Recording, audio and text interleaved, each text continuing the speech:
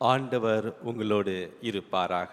உம்மோடும் இருப்பாராக. யோவான் எழுதிய நற்செய்தியிலிருந்து வாசகம். ஆண்டவரே, உமக்கே மகிமை.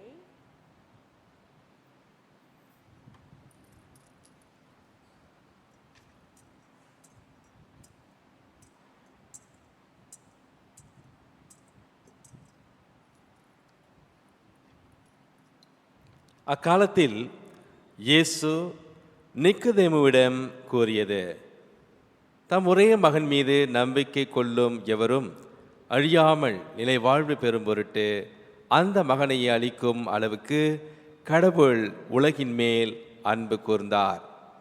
உலகிற்கு தண்டனை திருப்பளிக்க அல்ல, தம் மகன் வழியாக அதை மீட்கவே கடவுள் அவரை உலகிற்கு அனுப்பினார். அவர் மீது நம்பிக்கை கொள்வோர் தண்டனை தீர்ப்புக்கு ஆளாவதில்லை.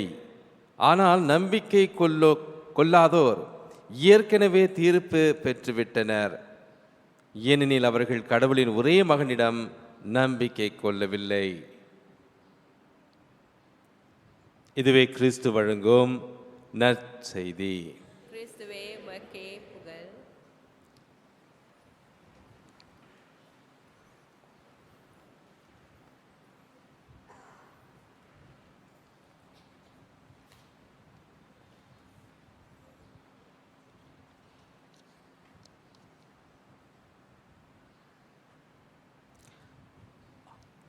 அன்புள்ள சகோதர சகோதரிகளே, அரசன் ஒருவன் இருந்தான். அந்த அரசன் ஒரு நல்ல மனது கொண்ட, இரக்கம் உள்ளம் கொண்ட அரசன். அவன் மக்களை நல்ல வழிநடத்தி கொண்டு வந்தான். மக்களை அவன் ரொம்ப நேசித்தார், அன்பு செய்தார். மக்களுக்காக எதுவுமே அவர் செய்து விடுவார். இப்படியாப்பட்ட ஒரு மன்னருக்கு பிறந்த நாளும் வந்தது. இந்த பிறந்த நாளை கொஞ்சம் வினோதமாக கொண்டாட அவன் ஆசைப்பட்டான். ஆகவே மக்களிடம் அறிவித்தார்: என்னுடைய பிறந்த நாளை முன்னிட்டு நீங்கள் எந்த பரிசு கொண்டு வந்து என்னிடம் கொடுத்தாலும் அந்த பரிசுக்கு பதிலாக 10 மடங்கு நான் உங்களுக்கு கொடுப்பேன் என்று சொன்னார். 10 மடங்கு கொடுப்பேன். அப்போ எல்லோரும் ஆசைப்பட்டு பெரிய பெரிய பணக்காரங்கள்லாம் ஒரு பரிசை எடுத்து வர எப்படியோ திட்டப்பட்டு எல்லாரும் வந்து நிற்கிறாங்க. அப்போது அந்த அரண்மனை கதவு பிறந்த நாள் அன்று திறக்கப்பட்டது. பணம் உள்ளவர்கள் எல்லோரும் பெரிய பெரிய பரிசாக வாங்கி கொண்டு வந்து கொடுக்க ஆசைப்பட்டவர்கள் எல்லோரும் உள்ளே வந்தார்கள். ஆகவே அவ்வளோ பேரும் உள்ளே வந்த பொழுது மன்னரை உள்ளே காணவில்லை. வேற ஒரு சேவகன் தான் உள்ளே இருந்து மக்களை பார்த்து கொண்டார். ஆகவே வந்தவர்கள் எல்லோரும் பெரிய பணக்காரர்கள், பேரும் புகழும் கொண்டு வாழ்பவர்கள் வந்து பெரிய பெரிய பரிசு கொண்டு வந்து நிற்கிறாங்க. ஏன்னா அவங்களுக்கு வந்து ஆசையெல்லாம் மன்னர் இன்றைக்கு இதுக்கு 10 மடங்கு திருப்பி கொடுப்பார் என்ற ஒரே ஆசைக்காக வந்தார்கள். ஆனால் வந்த நேரத்தில் மன்னர் எங்கே இருந்தார்? மன்னர் வெளியிலே சென்று வெளியில் நிற்கின்ற ஏழை எளியோர் மக்களிடம் பேசிக்கொண்டு அவர்களுக்கு பரிசு பொருட்களை கொடுத்து கொண்டிருந்தார். அப்போது சிறிது நேரம் கழிந்த பிறகு அந்த அரண்மனை கதவை திறந்து உள்ளே இருந்த பணக்காரர்கள் வெளியே நிற்கின்ற மன்னரை கண்டவுடன் அவர்கள் கோபித்து கொண்டு கேள்வி எழுப்பினார்கள்: எங்களை உள்ளே வர சொல்லிவிட்டு நீர் வெளியிலே சென்று ஏழைகளை எதற்காக சந்திக்கின்றீர்? அப்போ மன்னர் சொன்னார்: உங்களுக்கு தெரியும் நான் எவ்வளவு அளவு ஏழை எளியோருக்காக பாடுபடுகிறேன். அவர்களுக்காகவே நான் இங்கு இருக்கிறேன். அவர்களுக்காகவே நான் வெளியே சென்று இன்று அவர்களுக்கு சேவை செய்கிறேன், அவர்களை அன்பு செய்கிறேன் என்று அந்த மன்னர் சொன்னார். ஆகவே அன்று ஏமாந்து போனது யார்? அந்த பணக்காரர்கள். இறை மக்களே, இன்று நம்முடைய கதைகளில், விசுவாச கதைகள், பைபிள் கதையில் அன்பு கூறும், இரக்கம் குணம் கொண்ட, கோபிக்காத ஒரு நல்ல மன்னரை பார்க்கின்றோம். அவர்தாம் நாம் நம்பும் அந்த மூவொரு கடவுள், தந்தை, மகன், தூய ஆவி, ஒரே கடவுள் நம்மை ஆசீர்வதிக்கின்றார். தொடக்கத்திலிருந்து இப்பொழுது வரை அவருடைய ஆசீர் எப்பொழுது நமக்கு இருக்கின்றது. இப்படி நம்மை அன்பு செய்யும் கடவுளை பற்றி இயேசு கூற நாம் இன்று கேட்கின்றோம். தம் ஒரே மகன் மீது நம்பிக்கை கொள்ளும் எவரும் அழியாமல் நிலைவாழ்வு பெறும் பொருட்டு அந்த மகனை அளிக்கும் அளவுக்கு கடவுள் உலகின் மேல் அன்பு கூர்ந்தார். கடவுள் உலகின் மேல் அன்பு கூர்ந்தார். உலகிற்கு தண்டனை தீர்ப்புக்கு அல்ல, தம் மகன் வழியாக அதை மீட்கவே கடவுள் அவரை உலகிற்கு அனுப்பினார். ஆகவே இப்படியாப்பட்ட ஒரு மன்னர் இருந்து தன்னுடைய ஒரே மகனை நம் மத்தியிலே அனுப்பினார். தந்தையும் மகனும் சேர்ந்து நமக்கு வல்லமை தந்து நமக்கு வழிகாட்டிட உதவியாளரை, பரிசுத்த ஆவியானவரை அளித்துள்ளார்கள். போன வாரம் பெந்தகோஸ்து நாளன்று இந்த ஆவியானவரின் விஷயங்களையும் நாம் பார்த்து சிந்தித்தோம்.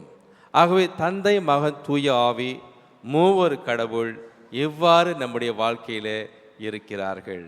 அன்பு வடிவம் கொண்டு இந்த அன்பு உறவிலே நம்மோடு உறவு கொண்டு நம்மையும் அதே அன்பு உறவுக்கு அழைக்கின்றார்கள். இறை மக்களே, நாம் ஒவ்வொருவருமே ஞானஸ்தானம் பெற்றவர்கள். நம்முடைய பெற்றோர்கள், ஞான பெற்றோர்கள் நம்மை பீடத்தின் முன் கொண்டு வந்து திருச்சபையின் முன்னிலையிலே ஞானஸ்தானம் கேட்ட பொழுது ஞானஸ்தானம் பெற்ற நாம் ஒவ்வொருவரின் தலைமேல் ஆசீர்வதிக்கப்பட்டுள்ளோம். அது எந்த சாமியாராக இருந்தாலும் சரி, ஒரு குருவானவருடைய கைகள் உங்களுடைய தலைக்கு மேல் போடப்பட்டுள்ளது. அப்பொழுதே ஆசீர்வாதத்தை நீங்கள் பெற்றுள்ளீர்கள். தம திருத்துவமான தந்தை, மகன், தூய ஆவியின் ஆசீரை அன்று நீங்கள் பெற்றுள்ளீர்கள். இந்த ஆசீர் இந்த நேரம் வரை உங்களின் மேல் அசைவாடிக்கொண்டு இருக்கிறது, நிழலிட்ட வண்ணம் இருக்கிறது. உங்கள் எப்பொழுதும் அவர் அழிவுக்கு இட்டு செல்ல மாட்டார். மாறாக உலகின் மேல் அவர் அன்பு கூர்ந்ததால் கண்டிப்பாக உங்களை நல்ல வழியிலே, நல்ல ஆசீரோடு அவர் வழி நடத்துகின்றார். ஆகவே நம்முடைய வாழ்க்கையில் உங்களை பாதுகாக்கும் ஒரு குடும்பத்தில் எப்படி ஒரு அப்பா அம்மா இருக்கிறாங்களோ அதே போல தந்தையாம் கடவுள் கூட இருக்கிற அண்ணன் தம்பிங்களை போல, அக்கா தங்கைகள் போல, உடன் பிறந்தோர் போல ஒரு நல்ல சகோதரரான இயேசு கிறிஸ்து நம்மோடு பிரயாணம் செய்கின்றார், நம்மோடு நடக்கின்றார், நம்மோடு இருக்கின்றார். அதுக்கு மேலே எவ்வாறு ஒரு குடும்பத்தில் பாதுகாப்பும் வல்லமையும் ஒத்துழைப்பும் பாராட்டுகளும் சக்தியும் கொடுக்கின்ற அன்பும் பாசத்தையும் போல ஆவியானவர் நம்மிலே இருக்கின்றார். ஆகவே இந்த உண்மையை நாம் இன்று நினைவுக்கு கொண்டு வருவோம். நாம் அல்லது நம்முடைய பெற்றோர்கள், ஞான பெற்றோர்கள் இந்த திருமுழுக்கின் போது பேப்டிசம் டைமில், அதாவது ஞானஸ்தானம் கொடுக்கும் பொழுது ஒரு வாக்கு கொடுத்துருக்குறாங்க. அது என்ன வாக்கு? அல்லது நீங்கள் பிள்ளையை கொண்டு வந்து ஞானஸ்தானம் கேட்கும் பொழுது வாக்கு கொடுக்குறீங்க. திருச்சபையோடு, கடவுளோடு, தம திருத்துவ கடவுளோடு, திருத்துவத்தோடு நீங்கள் சொல்கிறீங்க, தந்தை, மகன், தூய ஆவியே, நான் இந்த பிள்ளையை அல்லது ஞானஸ்தானம் பெறவிருக்கும் நான் உண்மைக்கு சாட்சியாக இருப்பேன். அந்த உண்மை என்ன? இயேசு கூறிய ஒவ்வொரு வார்த்தைகளும், அந்த நற்செய்தியில் இயேசு செய்த ஒவ்வொரு காரியங்களுக்கும் நான் மறுபடியும் சாட்சியாக இருப்பேன், இயேசுவின் சாட்சிகளாய் வாழ நான் இருப்பேன் என்று எடுத்த முதல் முடிவு அது. அடுத்து, இயேசுவைப் போலவே நான் இந்த உலகிலே எல்லா நன்மைகளையும், நன்மை காரியங்களையும், நல்ல காரியங்களும் செய்து வருவேன் என்ற வார்த்தைகளை சொல்லி நாம் ஆண்டவரோடு ஒரு உடன்படிக்கை செய்து கொள்கின்றோம். ப்ராமிஸ் பண்ணுறோம். ஆனால் அனுதின வாழ்க்கையில் இதனை நான் செய்கின்றேனா? தந்தை மகன் தூய ஆவின்னு சொல்கிறது வெளியில் இருக்கிற ஒரு பெரிய விஷயம் அல்ல. அவர் நமக்குள்ளேயே இருக்கின்றார். காரணம், நாம் ஞானஸ்தானம் பெற்றுள்ளோம். ஆகவே இயேசு சொல்கிறது போல பாருங்க,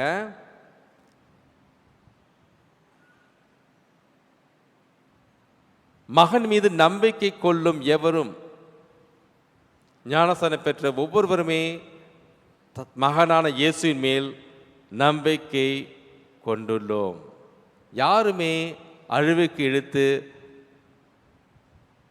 போக முடியாது. அவர் விட்டுவிட மாட்டார். ஆகவே நம்ம எப்பொழுதும் காப்பாற்றும் தெய்வம் அவர். ஆகவே இந்த நன்னாளிலே தந்தை மகன் தூய ஆவி என்று நம்ம எழுப்பும் பொழுது, அவரை நினைவுபடுத்தும் பொழுது, நம்மளுடைய திருமுழுக்கை நினைவில் கொண்டு வந்து உண்மை பாதையில் நடக்க, இந்த உலகத்திலே, என்னுடைய குடும்பத்திலே, என்னுடைய சமூகத்திலே, என்னுடைய திருச்சபையிலே நான் எப்போது எவ்வாறு இந்த அன்புக்கு சாட்சிகளாக இருக்கிறேன் என்று கேட்டு பார்ப்போம். கதையில் வந்த அந்த மன்னரை போல எப்பொழுதும் அன்பு உறவு கொள்ளும் ஒரு மனிதனாக, மனிதாபிமானம் உள்ளவனாக, எப்பொழுதும் மக்களின் மேல், பிறரின் மேல் அக்கறை காட்டும் ஒருவராக இருக்க நானும் முன் வர வேண்டும். ஆகவே இன்று நாம் நம்மை ஒரு சில கேள்விகளை கேட்டுக்கொள்வோம். நான் பிறரோடு எவ்வாறு இந்த அன்பு உறவு கொள்ளுகின்றேன்? இரக்க குணம் உள்ளவனாக நான் எவ்வாறு நடந்து கொள்ளுகின்றேன்? எப்போது அல்லது எவ்வாறு நான் இந்த அன்பின் செயல்களை செய்கின்றேன்? கொஞ்சம் யோசித்து பார்ப்போம். ஒவ்வொரு நாளும் வாழ்க்கையில் ஆண்டவர் அழைப்பை கொடுக்கின்றார். நீங்களும் நானும் அன்பு காரியங்களை செய்ய, அன்பு சேவையை செய்ய. அது எப்பொழுதும் எல்லா நேரங்களிலும் வரும். கண்மூடித்தனமாக இருந்தும் சொன்னாக்கா நம்ம கண்டுக்காம போயிடுவோம். ஆகவே இதை நினைவுக்கு கொண்டு வருவோம். எவ்வாறு, எப்போது, எப்படி நான் இந்த அன்பு சேவையை செய்கின்றேன்? அடுத்து, நற்செய்தி கூறுவது போல கடவுள் எவ்வாறு என்மேல் பெரிய அன்பை காட்டினார்? பல விதமான விஷயங்கள் இருக்குது. ஆனால் எனக்கு சொந்தமான ஒரு பெரிய அன்பின் கதைன்னு சொன்னாக்கா அது என்ன? கடவுள் என்மேல் கூர்ந்த அன்பின் கதை என்ன? அதனை இன்று நாம் சிந்திப்போம். அதனை சிந்தித்து நாம் நன்றி கூறுவோம். புனித பவுல் சொல்லுகின்றார், 5 விஷயங்களை நீங்கள் நினைவில் கொண்டு வர வேண்டும். இந்த தமத்திருவத்தின் பெருவிழாவிலே முதலிலே நான் என்னுடைய வாழ்க்கை பாதை மாற்றிக்கொள்ள வேண்டும். அது அன்பின் பாதையாக, அன்பின் நடையாக இருக்க வேண்டும். எப்பொழுதும் கடவுளுக்கு நான் நன்கு கேட்டு நடக்க வேண்டும். ஆகவே புனித பவுல் சொல்லுகின்ற ஒவ்வொரு விஷயமும் கடவுள் நம்மோடு பேசுகின்ற விஷயங்கள். ஆகவே இந்த 2வது வாசகத்தை நாம் மறுபடியும் படித்தோம்னு சொன்னாக்கா அதனை நன்கு கேட்டுக்கொள்ள வேண்டும். 3வது, ஒற்றுமை நிலைநாட்டும் ஒருவராக எப்பொழுதும் இருக்க வேண்டும். குடும்பத்தில் முதல்ல ஆரம்பிக்கணும். 4வது, அமைதியின் தூதுவராக நான் இருக்க வேண்டும். அமைதியை நிலைநாட்ட வேண்டும். என்னுடைய மனதிலும் பிறருக்கும் இந்த அமைதியை கொடுக்க வேண்டும். இறுதியாக, அன்பின் முத்தம், உறவின் முத்தம், ஒரு நண்பனின் முத்தம்.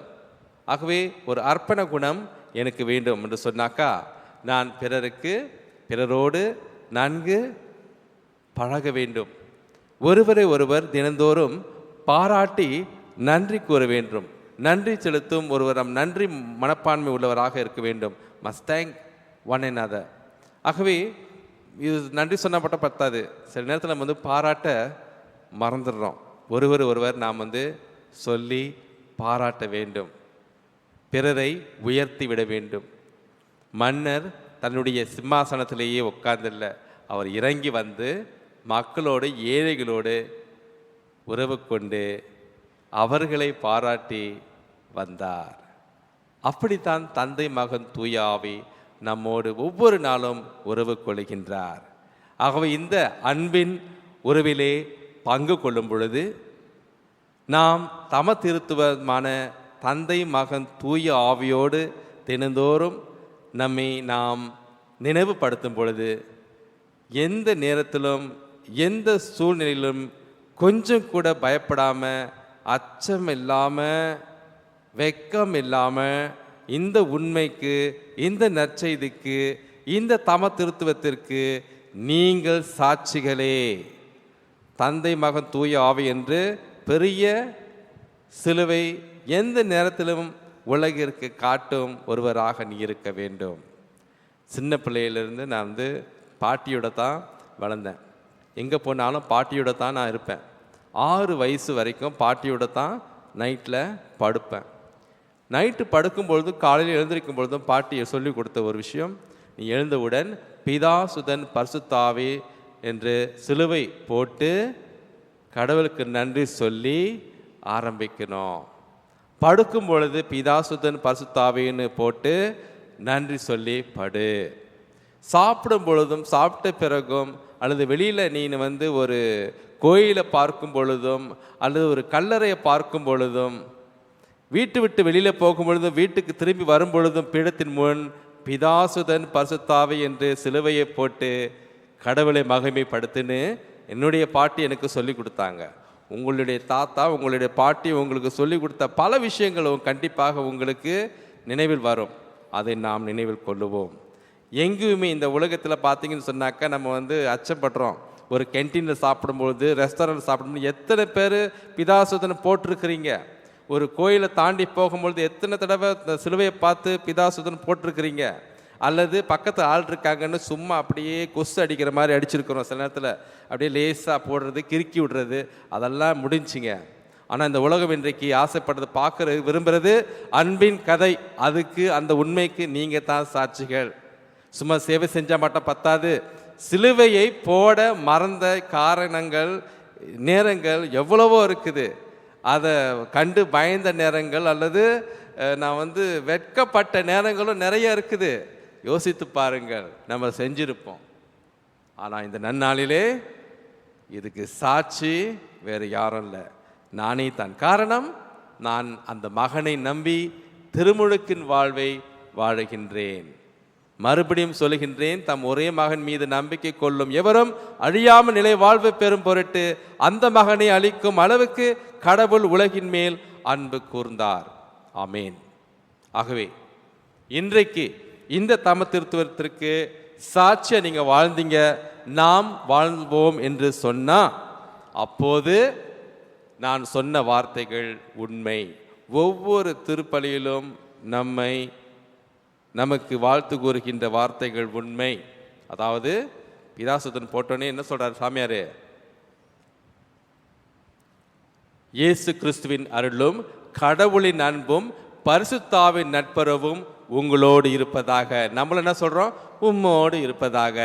சும்மா அப்படியே சொல்லிக்கிட்டே போனால் முடியாது. சொன்ன அந்த வார்த்தைகள், தந்தை அவருடைய அன்பும் இயேசுவின் அருளும் பரிசுத்தாவின் நட்புறவும் என்னோடு உண்மையிலேயே இருக்கின்றார்களா? சிந்தித்து பார்ப்போம்.